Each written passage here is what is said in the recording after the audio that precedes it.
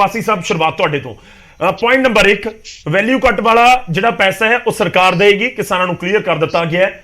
ਤੁਹਾਨੂੰ ਲੱਗਦਾ ਹੈ ਕਿ ਇਹ ਕੇਂਦਰ ਦੀ ਸਰਕਾਰ ਨੇ ਵੈਲਿਊ ਕੱਟ ਲਗਾ ਕੇ ਕੋਈ ਪੰਜਾਬ ਜਾਂ ਪੰਜਾਬ ਦੇ ਕਿਸਾਨਾਂ ਦੇ ਨਾਲ ਧੱਕਾ ਕਰ ਦਿੱਤਾ, ਕਿਉਂਕਿ ਸੇਮ ਹਰਿਆਣਾ ਦੇ ਕਿਸਾਨਾਂ ਦੇ ਉੱਤੇ ਵੀ ਇੰਪਲੀਮੈਂਟ ਹੋ ਰਿਹਾ ਹੈ। ਦੇਖੋ ਗੌਰਵ ਜੀ, ਸਭ ਤੋਂ ਪਹਿਲਾਂ ਸਾਰਿਆਂ ਨੂੰ ਸਤਿ ਸ੍ਰੀ ਅਕਾਲ। ਦੂਜੀ ਚੀਜ਼ ਇਹ ਹੈ ਕਿ ਜਿਹੜਾ ਇਹ ਵੈਲਿਊ ਕੱਟ ਲੱਗਿਆ 16 ਜ਼ਿਲ੍ਹਿਆਂ ਦੇ ਵਿੱਚ ਫਸਲ ਕਾਫੀ ਪ੍ਰਭਾਵਿਤ ਹੋਈ ਹੈ ਜੀ, ਔਰ ਇਹਨੂੰ ਆਪਾਂ ਅਗਰ ਕਹਿੰਦੇ ਆ ਕਿ 6 ਰੁਪਏ ਤੋਂ ਲੈ ਕੇ 5 ਰੁਪਏ 31 ਪੈਸੇ ਤੋਂ ਲੈ ਕੇ ਇਹਨਾਂ ਨੇ 31 ਰੁਪਏ 87 ਪੈਸੇ ਪਰ ਕੁਇੰਟਲ ਦੇ ਹਿਸਾਬ ਨਾਲ ਵੈਲਿਊ ਕੱਟ ਦੀ ਗੱਲ ਕੀਤੀ ਹੈ। ਠੀਕ ਹੈ। ਫੋਰ ਐਗਜ਼ਾਮਪਲ 6 ਤੋਂ 8% ਅਗਰ ਹੈ ਤਾਂ 5 ਰੁਪਏ 31 ਪੈਸੇ, 8 ਤੋਂ 10 ਤੇ 10 ਰੁਪਏ 62 ਪੈਸੇ। ਮੈਂ ਬਿਲਕੁਲ ਉਹ ਆਲਰੇਡੀ ਹੈ, ਗ੍ਰਾਫਿਕਸ ਦੇ ਵਿੱਚ ਵੀ ਚੱਲ ਰਿਹਾ, ਹੋਪਫੁਲੀ ਉਹ ਸਾਰੇ ਦਰਸ਼ਕਾਂ ਤੱਕ ਪਹੁੰਚ ਜਾਏ। ਜਦੋਂ ਇਹਨੂੰ ਤੁਸੀਂ ਟੋਟਲ ਕੈਲਕੂਲੇਟ ਕਰਦੇ ਹੋ 16 ਜ਼ਿਲ੍ਹਿਆਂ ਦੇ ਵਿੱਚ, ਤਾਂ ਇਹ ਕਿਸਾਨਾਂ ਦੇ ਉੱਤੇ ਤਕਰੀਬਨ 350 ਕਰੋੜ ਰੁਪਏ ਦਾ ਨੁਕਸਾਨ ਬਣਦਾ। ਠੀਕ ਹੈ।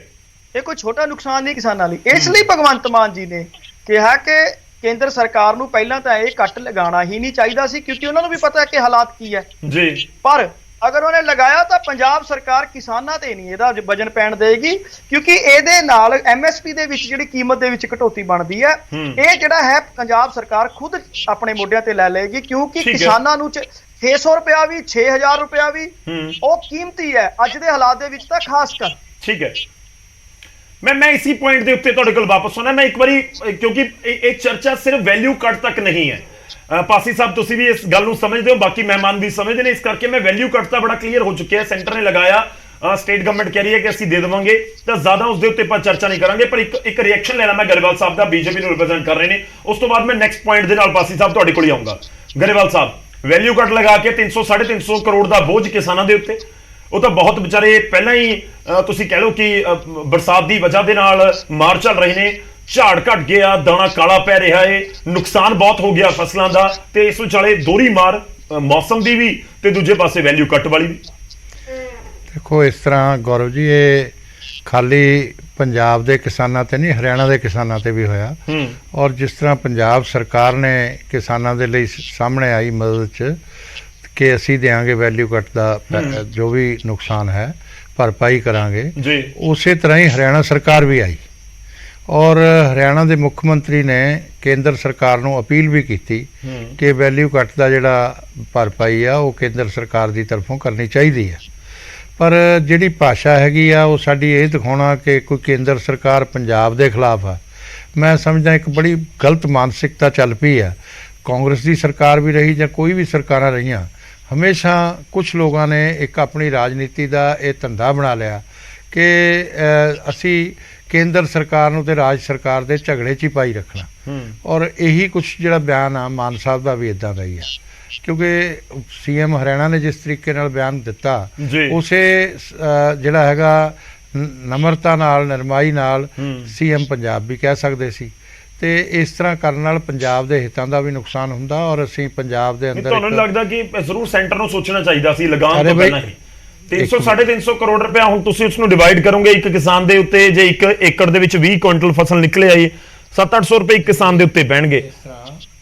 ਇਹ ਅਚਾਨਕ ਹੋਇਆ ਔਰ ਇਹਦੇ 'ਚ ਜਿਹੜੇ ਸਰਕਾਰੀ ਅਧਿਕਾਰੀ ਨੇ ਉਹੀ ਜ਼ਿਆਦਾ ਡੀਲ ਕਰਦੇ ਆ। ਠੀਕ ਹੈ। ਤੇ ਇਹ ਸੀਐਮ ਸਾਹਿਬ, ਦੋਨੋਂ ਸੀਐਮ ਮਿਲ ਕੇ, ਮੈਂ ਤਾਂ ਇਹ ਕਹੂੰਗਾ ਕੇਂਦਰ ਸਰਕਾਰ ਨਾਲ ਗੱਲ ਕਰਨ ਔਰ ਪ੍ਰਾਈਮ ਮਿਨਿਸਟਰ ਨਾਲ ਹੀ ਕਰਨ, ਤੇ ਉਹਦੇ 'ਚ ਜ਼ਰੂਰ ਇਹ ਮਦਦ ਮਿਲੇਗੀ। ਪਰ ਇਸ ਤਰ੍ਹਾਂ ਦੀ ਕੜਵਾਹਟ ਫੈਲਾਉਣਾ ਆਪਸ 'ਚ ਠੀਕ ਨਹੀਂ ਹੈ। ਤੁਹਾਨੂੰ ਲੱਗਦਾ ਕਿ ਸੀਐਮ ਦੀਆਂ ਸਟੇਟਮੈਂਟਸ ਕੁੜੱਤਣ ਫੈਲਾ ਰਹੀਆਂ ਨੇ? ਕਿਉਂ ਕੁੜੱਤਣ ਵਾਲੀਆਂ? ਉਹ ਦੇਖੋ, ਮੈਂ ਵੈਸੇ ਕਹਿਣਾ ਨਹੀਂ ਚਾਹੁੰਦਾ, ਪਰ ਮੈਂ ਇਹ ਕਹੂੰਗਾ ਜਿਸ ਤਰ੍ਹਾਂ ਦਾ ਵਿਵਹਾਰ ਸੀਐਮ ਦਾ ਵਿਧਾਨ ਸਭਾ 'ਚ ਹੁੰਦਾ ਔਰ ਜਦੋਂ ਬਾਜਵਾ ਸਾਹਿਬ ਬੋਲਦੇ ਆ, ਤੁਸੀਂ ਦੇਖੋ ਕਿੰਨੇ ਸਹੀ ਭਾਸ਼ਾ 'ਚ ਬੋਲਦੇ ਆ ਔਰ ਸੀਐਮ ਸਾਹਿਬ ਬਾਰ-ਬਾਰ ਉਹਨੂੰ ਉਹ ਕਰਦੇ ਆ, ਉਹਨਾਂ ਨੇ ਸੁਣਨਾ ਹੁੰਦਾ ਸੀਐਮ ਨੇ ਔਰ ਬਾਅਦ 'ਚ ਫਿਰ ਉਹਨਾਂ ਦਾ ਜਵਾਬ ਦੇਣਾ ਹੁੰਦਾ ਔਰ ਉਹ ਉੱਥੇ ਵੀ ਨਹੀਂ ਦੇ ਪਾਉਂਦੇ। ਇੱਥੇ ਵੀ ਇਸ ਤਰ੍ਹਾਂ ਹੀ ਕਈ ਵਾਰ ਜ਼ਿਆਦਾ ਤੇਜ਼ੀ 'ਚ ਆ ਜਾਂਦੇ ਆ। ਇਹ ਠੀਕ ਆ, ਜਦੋਂ ਅਸੀਂ ਜੋਸ਼ 'ਚ ਹੁੰਦੇ ਆ ਨਾ, ਸੀਐਮ ਸਾਹਿਬ ਕੋਲ ਜੋਸ਼ ਹੈਗਾ, ਮੈਂ ਚਾਹੁੰਦਾ ਕਿ ਪੰਜਾਬ ਦੇ ਹਿੱਤ 'ਚ ਹੀ ਕੰਮ ਆਵੇ ਜੋਸ਼, ਪਰ ਜਦੋਂ ਅਸੀਂ ਜੋਸ਼ 'ਚ ਹੁੰਦੇ ਆ ਤੇ ਉਹਦੇ ਨਾਲ ਨਾਲ ਹੋਸ਼ ਖਤਮ ਹੋ ਜਾਂਦਾ ਤੇ ਉਦੋਂ ਬੋਲਦੇ ਹੋਏ ਕਈ ਵਾਰ, ਕਿਉਂਕਿ ਸੀਐਮ ਦੀ ਭਾਸ਼ਾ ਜਿਹੜੀ ਆ ਉਹ ਪੂਰੇ ਪੰਜਾਬ ਨੂੰ ਰਿਪਰੈਜ਼ੈਂਟ ਕਰ ਰਹੇ ਨੇ, ਪੂਰੇ ਪੰਜਾਬ ਦੇ ਸੀਐਮ ਆ, ਕੋਈ ਆਮ ਆਦਮੀ ਪਾਰਟੀ ਦੇ ਨਹੀਂ ਹੈ। ਠੀਕ ਹੈ। ਤੇ ਜਦੋਂ ਵੀ ਕੋਈ ਇਹੋ ਜਿਹਾ ਵਿਵਹਾਰ ਹੁੰਦਾ ਤਾਂ ਪੂਰੇ ਪੰਜਾਬ ਨੂੰ ਹੀ ਉਸ ਨੂੰ ਦੇਖਣਾ ਹੁੰਦਾ। ਮੈਂ ਇਸ ਮਾਮਲੇ 'ਚ ਸਰਦਾਰ ਪ੍ਰਕਾਸ਼ ਸਿੰਘ ਬਾਦਲ ਜੀ ਤੋਂ ਮੈਂ ਕਹਾਂਗਾ ਕਿ ਬਹੁਤ ਕੁਝ ਸਿੱਖਣ ਦੀ ਜ਼ਰੂਰਤ ਆ ਔਰ ਉਹ ਕਦੇ ਵੀ ਇਸ ਤਰ੍ਹਾਂ ਦੀ ਕਿਸੇ ਵੀ ਹਾਲਾਤ 'ਚ ਉਹਨਾਂ ਨੇ ਕੜਵਾਹਟ ਵਾਲੀ ਭਾਸ਼ਾ ਨਹੀਂ ਵਰਤੀ। ਹਾਲਾਂਕਿ ਸਾਡੇ ਨਾਲ ਤਾਂ ਉਹਨਾਂ ਦਾ ਗਠਬੰਧਨ ਰਿਹਾ, ਪਰ ਕਾਂਗਰਸ ਨਾਲ ਉਹਨਾਂ ਦਾ ਗਠਬੰਧਨ ਨਹੀਂ ਸੀ। ਉਸ ਦੇ ਬਾਵਜੂਦ ਵੀ ਜਿੰਨੇ ਉਹਨਾਂ ਦੇ ਵਧੀਆ ਸੰਬੰਧ ਰਹੇ, ਉਹ ਇੱਕ ਉਹਦੀ ਸ਼ਲਾਘਾ ਕਰਨੀ। ਠੀਕ ਹੈ, ਚਲੋ ਤਾਂ ਗੱਲ ਇਹ ਨਾ ਕਿ ਗਰੇਵਾਲ ਸਾਹਿਬ ਅੰਦਾਜ਼ ਆਪਣਾ ਸੈਂਟਰ ਦੇ ਵਿੱਚ ਬੀਜੇਪੀ ਦੀ ਸਰਕਾਰ, ਉਹਨਾਂ ਦਾ ਕੰਮ ਕਰਨ ਦਾ ਅੰਦਾਜ਼ ਆਪਣਾ, ਕਾਂਗਰਸ ਦੀ ਸੀ ਉਹਨਾਂ ਦਾ ਆਪਣਾ, ਆਮ ਆਦਮੀ ਪਾਰਟੀ ਉਹਨਾਂ ਦਾ ਆਪਣਾ, ਇੱਥੋਂ ਪਹਿਲਾਂ ਕਾਂਗਰਸ ਦੀ ਸੀ ਉਹਨਾਂ ਦਾ ਆਪਣਾ।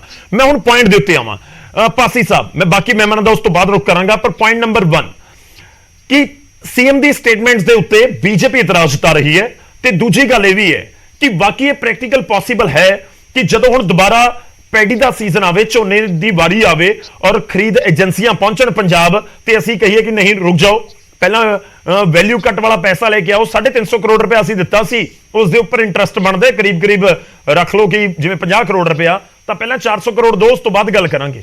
ਤਾਂ ਲੱਗਦਾ ਕਿ ਇਹ ਪੋਸੀਬਿਲਿਟੀ ਹੈ, ਅਸੀਂ ਸੀਸੀਐਲ ਦੀਆਂ ਲਿਮਿਟਸ ਦੇ ਲਈ ਕੇਂਦਰ ਦੇ ਗੇੜੇ ਮਾਰਦੇ ਹਾਂ ਕਈ ਵਾਰ।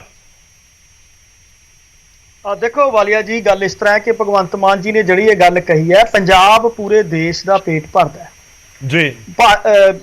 ਪੰਜਾਬ ਦੇ ਵਿੱਚ ਤੁਸੀਂ ਦੱਸੋ ਕਿ ਪੰਜਾਬ ਦੀ ਧਰਤੀ, ਇੱਥੇ ਨਹਿਰੀ ਪਾਣੀ ਦੀ ਘਾਟ ਹੈ। ਅਸੀਂ 12 MAF ਪਾਣੀ ਹਰ ਸਾਲ ਜ਼ਮੀਨ ਦੋਜ ਕਰਦੇ ਹਾਂ ਪੂਰੇ ਹਿੰਦੁਸਤਾਨ ਨੂੰ ਪੈਡੀ ਸਪਲਾਈ ਕਰਨ ਦੇ ਲਈ, ਕਿਉਂਕਿ ਹਿੰਦੁਸਤਾਨ ਦੇ ਵਿੱਚ ਪੈਡੀ ਦੀ ਲਾਗਤ ਬਹੁਤ ਜ਼ਿਆਦਾ, ਪੰਜਾਬ ਦੇ ਵਿੱਚ ਘੱਟ ਹੈ। ਪਰ ਪੰਜਾਬੀ ਆਪਣਾ ਫਰਜ਼ ਸਮਝਦਾ, ਪੰਜਾਬੀ, ਕਿਉਂਕਿ ਹਿੰਦੁਸਤਾਨ ਸਾਡਾ, ਦੇਖੋ ਇੱਕ ਚੀਜ਼ ਹੈ ਜੀ ਕਿ ਸਾਡਾ ਇੱਕ ਦੇਸ਼ ਹੈ, ਔਰ ਜੋ ਇੱਕ ਨੈਸ਼ਨਲਿਜ਼ਮ ਹਰ ਬੰਦੇ ਦੇ ਵਿੱਚ, ਦੇਸ਼ ਦੇ ਵਿੱਚ ਹੋਣੀ ਚਾਹੀਦੀ ਹੈ, ਔਰ ਪੰਜਾਬ ਨੇ ਉਹ ਦਿਖਾਈ ਹੈ। ਪਰ ਤੁਸੀਂ ਕਦੇ ਸਾਡਾ RDF ਦਾ 9000 ਕਰੋੜ ਰੁਪਇਆ ਰੋਕ ਲੈਂਦੇ ਹੋ। ਇਹ ਭਗਵੰਤ ਮਾਨ ਜੀ ਦੀ ਭਾਸ਼ਾ, ਭਗਵੰਤ ਮਾਨ ਜੀ ਨੇ ਇੱਕ ਵੀ ਅਭੱਦਰ ਸ਼ਬਦ ਯੂਜ਼ ਨਹੀਂ ਕੀਤਾ। ਪਹਿਲਾਂ ਜਦੋਂ ਮੈਂ ਗਰੇਵਾਲ ਸਾਹਿਬ ਮੇਰੇ ਬਹੁਤ ਰਿਸਪੈਕਟੇਬਲ ਹੈ, ਮੈਂ ਇਹਨਾਂ ਨੂੰ ਦੱਸਣਾ ਚਾਹੁੰਦਾ ਕਿ ਇੱਥੋਂ ਤੱਕ ਸ਼ਬਦ ਆਉਂਦੇ ਰਹੇ ਆ, ਗੋਲੀ ਮਾਰੋ, ਕਿੱਦਾਂ ਦੀ ਵਰਡਿੰਗਸ ਹੋਈਆਂ, ਦੀਦੀਓ ਦੀਦੀ, ਪਰ ਛੱਡੋ, ਭਗਵੰਤ ਮਾਨ ਜੀ ਕਦੇ ਕਿਸੇ ਦੀ ਸ਼ਾਨ ਦੇ ਖਿਲਾਫ ਐਦਾਂ ਦਾ ਸ਼ਬਦ ਯੂਜ਼ ਨਹੀਂ ਕਰਦੇ ਨਾ ਕੀਤਾ। ਦੂਜੀ ਜਿਹੜਾ ਮਿਹਨਤਾਂ ਕਰਨ ਵਾਲਾ, ਮੈਂ ਉਸ ਪੁਆਇੰਟ ਤੇ ਆਣਾ ਕਿਉਂਕਿ ਚਰਚਾ ਨੂੰ ਅੱਗੇ ਵਧਾਉਣਾ ਹੈ।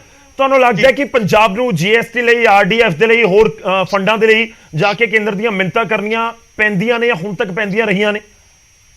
ਬਿਲਕੁਲ ਸਰ, ਤੁਸੀਂ ਇੱਕ ਚੀਜ਼ ਦੇਖੋ ਨਾ, ਅਸੀਂ ਚਾਹੇ ਪੰਜਾਬ ਵੀ ਟੈਕਸ ਦਿੰਦਾ, ਪੰਜਾਬ ਦਾ ਹਰ ਬੰਦਾ ਟੈਕਸ ਦਿੰਦਾ, ਤੁਸੀਂ ਸਾਬਣ ਖਰੀਦਣ ਜਾਂਦੇ ਹੋ ਉਸ ਤੇ ਵੀ ਟੈਕਸ ਦਿੰਦੇ ਹੋ, ਟੂਥਪੇਸਟ ਖਰੀਦਣ ਜਾ ਰਹੇ ਹੋ ਉਸ ਤੇ ਵੀ ਟੈਕਸ ਦਿੰਦੇ ਹੋ, ਤੇ GST ਕਲੈਕਸ਼ਨ ਜਿਹੜੀ ਸੈਂਟਰ ਦੇ ਕੋਲ ਜਾਂਦੀ ਹੈ, ਸੈਂਟਰ ਫਿਰ ਵੱਖ-ਵੱਖ ਸਕੀਮਾਂ ਰਾਹੀਂ ਪੂਰੇ ਦੇਸ਼ ਦੇ ਵਿੱਚ ਉਹ ਪੈਸਾ ਵੰਡਦਾ ਹੈ, ਸੈਂਟਰ ਦੇ ਕੰਟਰੋਲ 'ਚ ਹੈ। ਪਰ ਜੋ ਸਾਡਾ ਹੱਕ ਬਣਦਾ ਉਹ ਵੀ ਰੋਕ ਲਿਆ ਜਾਂਦਾ ਹੈ, ਔਰ ਇਸ 'ਚ ਕੋਈ ਸ਼ੱਕ ਨਹੀਂ ਹੈ, ਮੈਂ ਵਿਦ ਡਿਊ ਰਿਸਪੈਕਟ ਇਹ ਗੱਲ ਕਰ ਰਿਹਾ ਕਿ ਕੇਂਦਰ ਦੀ ਸਰਕਾਰ ਕਈ ਵਾਰ ਵਿਰੋਧੀ ਪਾਰਟੀਆਂ ਦੀ ਜਿੱਥੇ ਸਰਕਾਰਾਂ ਹੈ ਉਹਨਾਂ ਨੂੰ ਪਰੇਸ਼ਾਨ ਕਰਨ ਦੇ ਲਈ ਰੁਕਾਵਟਾਂ ਪਾਉਂਦੀ ਹੈ। ਹੁਣ RDF ਦਾ ਪੈਦਾ ਪੰਜਾਬ ਦੇ ਲਈ ਪੈਸਾ ਬਹੁਤ ਜ਼ਰੂਰੀ ਹੈ। ਅੱਜ ਮੈਂ ਤੁਹਾਨੂੰ ਇੱਕ ਚੀਜ਼ ਦੱਸਦਾ, ਇਹਨਾਂ ਨੇ ਬਦਰੰਗ ਹੋਣ ਤੇ ਜਿਹੜਾ ਕਿਹਾ ਕਿ 10% ਤੱਕ ਜੇ ਫਸਲ ਬਦਰੰਗ ਹੁੰਦੀ ਹੈ ਤਾਂ ਉਸ ਤੇ ਕੋਈ ਉਹ ਨਹੀਂ ਹੈ, ਪਰ ਜੇ ਉਸ ਤੋਂ ਵੱਧ ਹੈ ਤਾਂ 5 ਰੁਪਏ 31 ਪੈਸੇ ਦੇ ਕੱਟ ਲੱਗੇਗਾ। ਅੱਜ ਸਭ ਨੂੰ ਪਤਾ ਹੈ ਕਿ 16 ਜ਼ਿਲ੍ਹਿਆਂ ਦੇ ਵਿੱਚ, ਜੋ ਅੱਜ ਪੰਜਾਬੀ ਟ੍ਰਿਬਿਊਨ ਦੀ ਵੀ ਰਿਪੋਰਟ ਹੈ ਕਿ 35 ਤੋਂ 80% ਫਸਲ ਬਦਰੰਗ ਹੋਣ ਦੀ ਸੰਭਾਵਨਾ ਹੈ। ਇਹਦਾ ਮਤਲਬ ਤੁਸੀਂ ਕਿੰਨੀ ਵੱਡੀ ਜਿਹੜੀ ਫਸਲ ਤੇ ਹੈ 5 ਰੁਪਏ 31 ਪੈਸੇ ਦਾ ਕੱਟ ਵੀ ਲਗਾਤਾ। ਠੀਕ ਹੈ। ਸੋ ਇਹ ਚੀਜ਼ਾਂ ਅੱਜ ਦੇ ਹਾਲਾਤ ਦੇ ਵਿੱਚ ਜਦੋਂ ਕਿਸਾਨ ਪਰੇਸ਼ਾਨ ਹੈ ਤਾਂ ਇਹ ਕਟੌਤੀ ਨਹੀਂ ਹੋਣੀ ਚਾਹੀਦੀ ਸੀ। ਅੱਜ ਅਗਰ ਤੁਸੀਂ ਕਹਿ ਰਹੇ ਹੋ ਕਿ ਬੜੇ ਰਿਸਪੈਕਟੇਬਲ ਵਰਡਸ ਦੇ ਨਾਲ, ਦੇਖੋ ਪ੍ਰਧਾਨ ਮੰਤਰੀ ਸਾਰੇ ਦੇਸ਼ ਦੇ ਆ, ਕੇਂਦਰ ਦੀ ਸਰਕਾਰ ਸਾਰੇ ਦੇਸ਼ ਦੀ ਹੈ।